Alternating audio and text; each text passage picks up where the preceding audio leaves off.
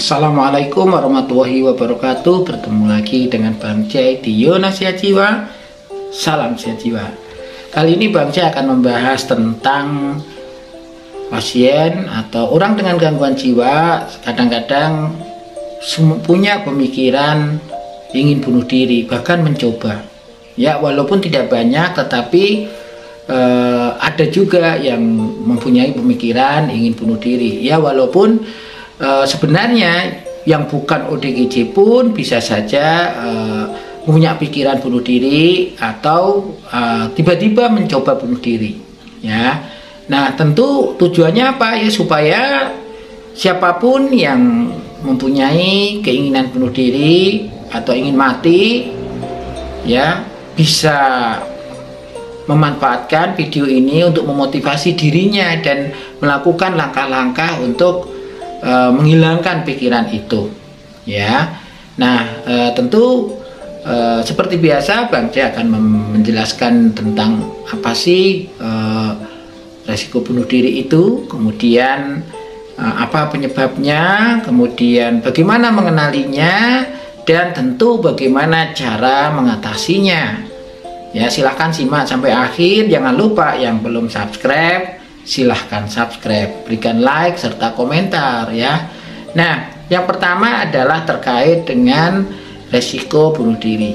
Apa sih? Nah, yaitu suatu kondisi keadaan bahwa seseorang mempunyai kecenderungan atau berpotensi untuk mencederai diri, tentu dengan tujuan mengakhiri hidup ya, ingin mati ya. Nah, memang ada yang mencederai diri tapi tanpa ingin mati, ada ya, namanya NSSI, non suicidal self injury. Dia mencederai diri tapi tujuannya bukan untuk mati ya. Jadi fokusnya ke tujuan ya. Nah, ada beberapa memang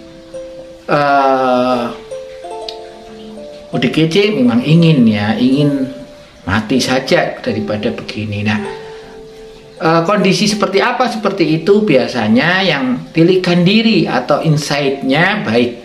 Jadi ODGJ yang sudah menyadari dirinya sakit, sudah menyadari butuh dukungan dari keluarga, butuh bekerja, butuh menikah, butuh bersosialisasi ya, butuh obat. Masalahnya adalah kesulitan untuk mengakses atau mendapatkannya.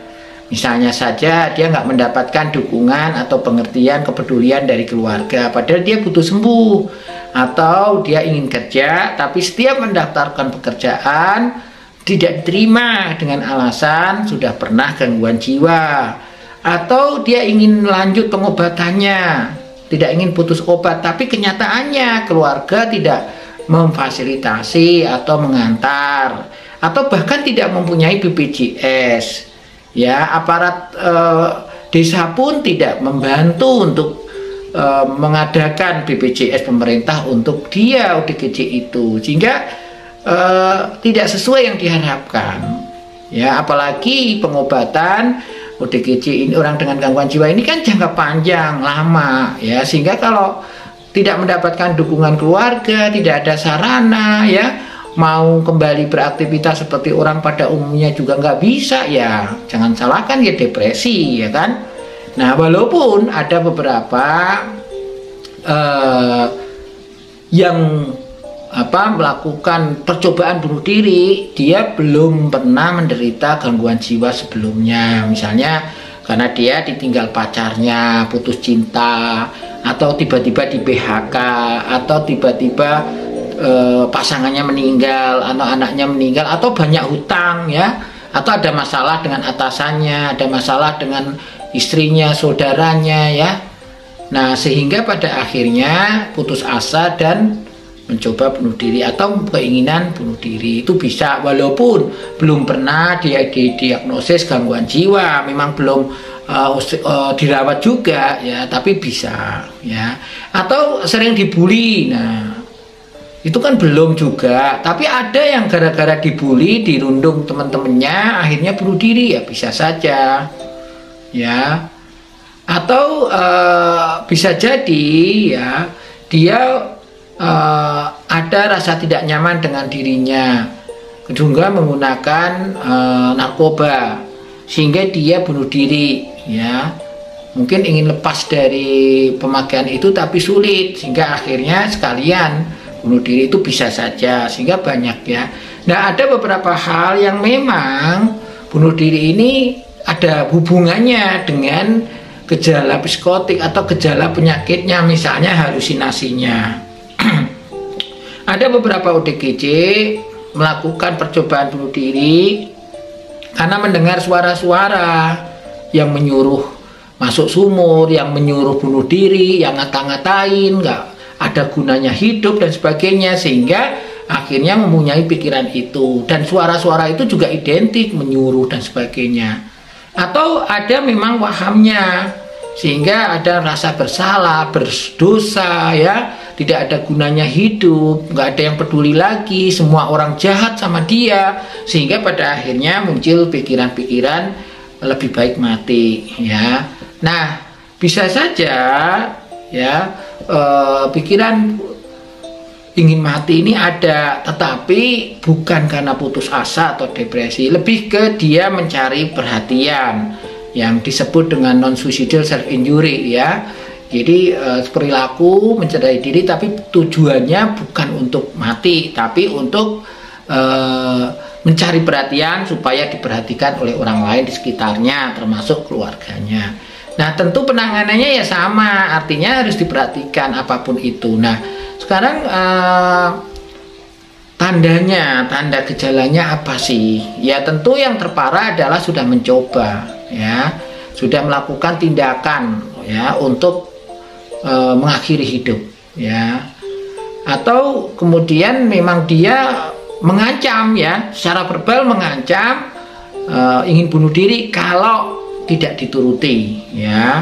Atau tiba-tiba dia melakukan sesuatu tapi yang arahnya ke seolah-olah dia bunuh diri, ternyata dia sebelumnya memang mengalami halusinasi atau mengalami waham, sehingga ada pengaruh lain yang membuat dia melakukan tindakan itu. Nah, biasanya kalau yang karena depresi ya dia sudah mengungkapkan dulu, dia ingin ketemu neneknya yang sudah meninggal, dia selalu membicarakan setelah kematian itu seperti apa, atau ada kehidupan setelah kematian, kemudian ngasih isyarat lah, tanda-tanda. Bahkan ada beberapa kasus dia sebelumnya sudah memberikan barang-barang berharganya atau hal-hal yang menurut dia bermakna ke orang lain. Jadi tanda itu ada saja sebenarnya ya. Atau dia ngerasa tidak ada orang lain lagi yang peduli, tidak ada orang lain lagi yang sayang atau mengerti dia. Nah, ini juga bisa dijumpai ya. Selain gak bisa tidur, merasa sedih berlebihan, merasa tertekan, sudah males makan, males kerja, males bergaul ya, suruh cerita juga susah ya. Itu adalah tanda-tandanya ya. Kita mestinya harus mengenali. Nah, apa yang perlu dilakukan? Ya, yang perlu dilakukan tentu kita harus mengenali adanya tanda-tanda yang ke arah bahwa oh dia ada pola ingin mati ya. Tentu mungkin sudah mengutarakan ungkapan atau isyarat-isyarat yang tadi Bang J sebutkan, itu harus diingat-ingat ya. Yang kedua ya tentu kita grading ya, kita nilai apakah dia sudah mencoba, apakah hanya ungkapan saja, keinginan. Kalau sudah ada ungkapan, apakah sudah ada rencana, sudah ada tindakan yang ingin dilakukan untuk mengakhiri hidup ya. Nah, itu penting ya. Kemudian berikutnya adalah tentu kita harus dampingi ya, gak boleh ditinggal ya, dan pastikan bahwa tawarkan kepada ODGJ atau orang-orang dengan berpotensi bunuh diri ini untuk bercerita, dengarkan, jamin kerahasiaannya supaya nyaman ceritanya ya, dan bikin kontrak verbal Ya, kalau dia mengendaki ketika pikiran ingin bunuh diri itu menguat dan muncul terus, ya temuin ya saya atau temuin orang lain yang menurutnya enak untuk diajak cerita atau mau mendengarkan, ya, sehingga tentu nggak ngerasa sendirian, ya. Nah, terus kemudian lingkungannya juga harus ditata sedemikian rupa. Jangan ada benda-benda tajam atau alat-alat yang bisa digunakan untuk mengakhiri hidup. Ya, tentu ini penting, ya, karena tiba-tiba ide itu tiba-tiba muncul begitu saja, gitu kan. Keinginan matinya sudah ada, tinggal idenya untuk bunuh diri. Nah, sehingga alat-alat itu ya harus disingkirkan. Ini terutama ini untuk keluarga, ya, kalau ada penyintas atau keluarganya yang DGJ ini ada kecenderungan ke sana, ya harus diperhatikan lingkungannya, ya, supaya aman, ya, seperti itu. Nah, berikutnya adalah budayakan melakukan hal-hal yang sifatnya santai, rileks, lakukan calm down method, ya. Jadi cari aktivitas-aktivitas pendistraksi yang mengalihkan kecemasan, ketidaknyamanan, sementara sebelum ada orang lain yang dijadikan pendengar, ya, keluh kesah yang dialami.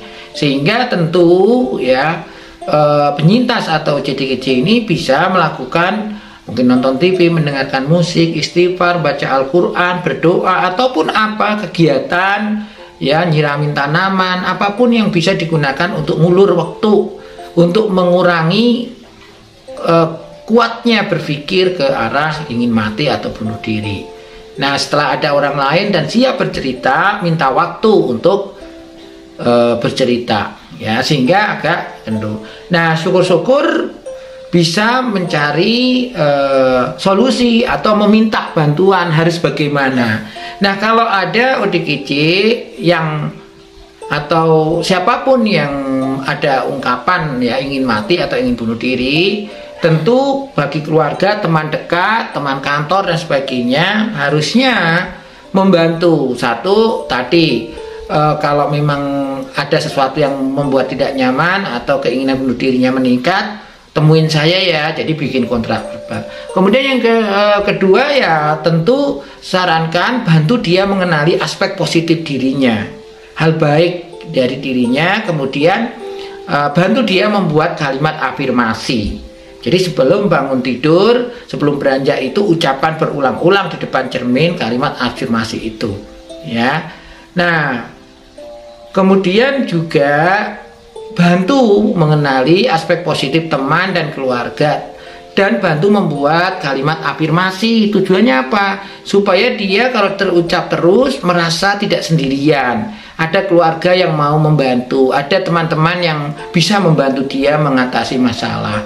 Nah, selanjutnya adalah, ya, tentu harus dilakukan diskusi dengan dia, apa sih yang sebenarnya diharapkan, apa yang sebenarnya diinginkan dalam hidup ini, dan apa yang sudah dilakukan. Tentu juga kalau sudah ketemu, hambatannya apa untuk mencapai harapan dan keinginan itu. Baru latih cara mencapainya secara bertahap. Jadi apa yang perlu dilakukan untuk mencapai harapan dan keinginan itu. Bisa dilatih bagaimana mencari bantuan, menjawab pertanyaan, bagaimana mencari solusi atas persoalan yang dialaminya. Kalau itu terjadi, ya, aman, ya. Kemudian tentu supaya semua penanganan kasus resiko bunuh diri ini bisa berjalan dengan baik, perlulah pemberian obat, ya, sesuai program dari dokter. Tentu ketika memang baru saja sakit dan muncul ide-ide untuk bunuh diri, ya harus disampaikan ke dokter, psikiater, supaya juga dideteksi apakah ada gejala depresinya atau tidak. Kalau ada gejala depresinya, ya tentu butuh antidepresan, pasti dokter atau psikiater akan meresepkan. Nah, selebihnya adalah bagaimana obat itu dipantau efek samping dan efektivitasnya, sehingga tentu akan membuat pelan tapi pasti semangat hidup dari ODGJ ini kembali. Dan tentu kalau misalnya disebabkan karena halusinasi atau waham, ya tentu kita kontrol lagi apakah antipsikotik atau obat untuk menghilangkan halusinasi dan wahamnya itu masih diminum atau tidak. Kalau memang nggak ada, ya harus disampaikan ke psikiaternya supaya diresepkan kembali. Itu saja kira-kira, semoga manfaat ya. Dan terima kasih. Sampai ketemu di video berikutnya. Wassalamualaikum warahmatullahi wabarakatuh. Sampai jumpa.